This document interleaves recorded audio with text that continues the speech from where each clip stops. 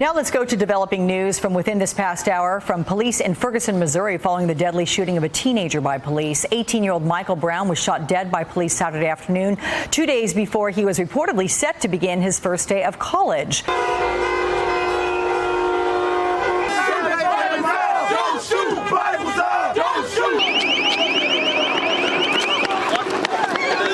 Tremaine, can you hear me? Yes, I can hear you. What's going on in your location now? The police, a lot of police officers started marching forward. They started launching off cannons. I'm not sure you can hear in the background the booms and explosions. There's nothing but smoke in the air. People are running back. They're marching on. The people were staying in the street. It's nothing but can't see anything in the street. Stun grenades and tear gas. The entire is starting to burn now. The entire street is filled with smoke. I can't see 20 yards ahead of me. That's what we're covering. Gentleman behind me in the mask is telling me that this is a civil rights movement. It's just not about Mike Brown. It's about all people. There's a lot of frustration. It has been 5 years since African-American teenager Michael Brown was shot to death by a white police officer in Ferguson, Missouri, a killing that prompted thousands to take to the streets and demand equality and justice. These protests lasted for months and highlighted for all the world to see the deep-rooted problems with race relations in this country. So as we look back on that day and the months of anger that followed, the question is, what has changed in the last 5 years? And what still needs to be done? Joining me now, MSNBC correspondent Tremaine Lee, who was in that video that we just showed. He reported on the ground in Ferguson for weeks, sometimes in very dangerous situations. And Jason Johnston back with me. Tremaine, 5 years. You were on the ground there, sometimes choking on tear gas. What goes through your mind as you look back on the last 5 years? You know, Stephanie, where do we begin? When I think back to that August day, it was so hot. You know, it's August in St. Louis, but more so the emotions were running even hotter. And to think that this was sparked not just by this long history of alleged police abuses in that community, but Michael Brown's body laying out, baking in the sun for 4 hours, drawing people out of their homes. It was really the neighborhood that sparked this movement. And it truly was a movement that spread not only from St. Louis and Missouri, but across the country. And I remember the pain in the people's faces. There was so much excitement from young people who really saw this as a moment to force some change, but it was built on emotion and pain and hurt. And so many people identified with Michael Brown, not because they knew Michael Brown, but they knew of Michael Brown. They knew an 18-year-old black man who was stopped by the police every single day in Missouri. They understand the disparities in the treatment from law enforcement and the courts. And to think back to that moment, there was so much anger and frustration and pain, but also so much great hope. So when I think back to those days 5 years ago, and we wonder how much has changed, and we remember those moments where the seeds were planted, and we have to question how much has changed, how much blood and sweat and tears were spilled, and for what at this point? How much has changed, Jason? A lot has changed, and not for the better.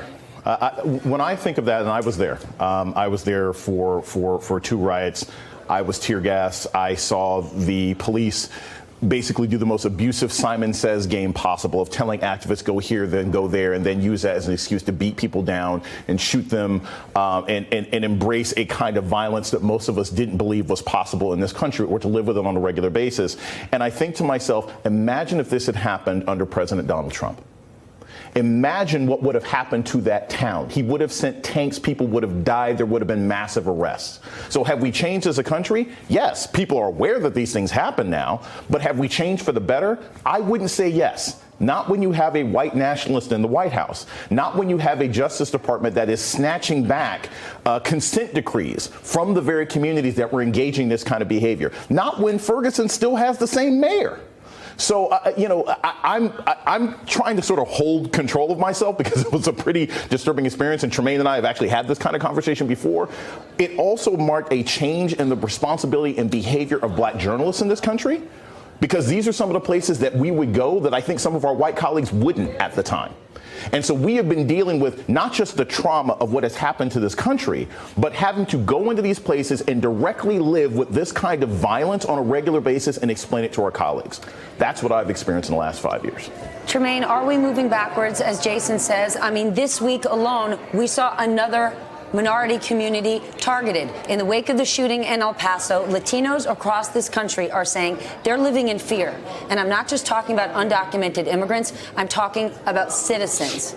Are we moving backwards? I think it's twofold.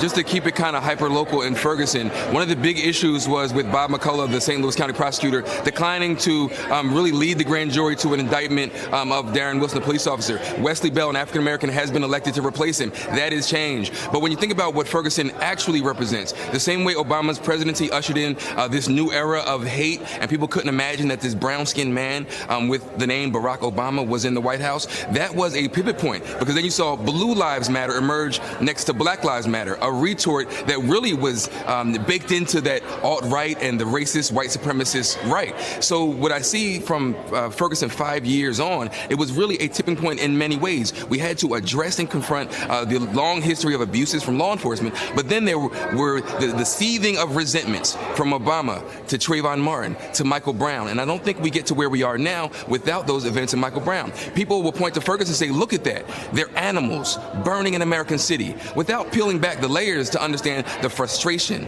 and the pain and all of the hurt heaped upon folks for generation after generation. So I think in some ways there has been progress. But if the last 3 years have proven anything at all, it's that the pendulum always swings back. Whenever there is progress, especially in terms of race relations, you see the pendulum of white supremacy swing back. And I think we are seeing the seeds of that now. I think Jason is right on.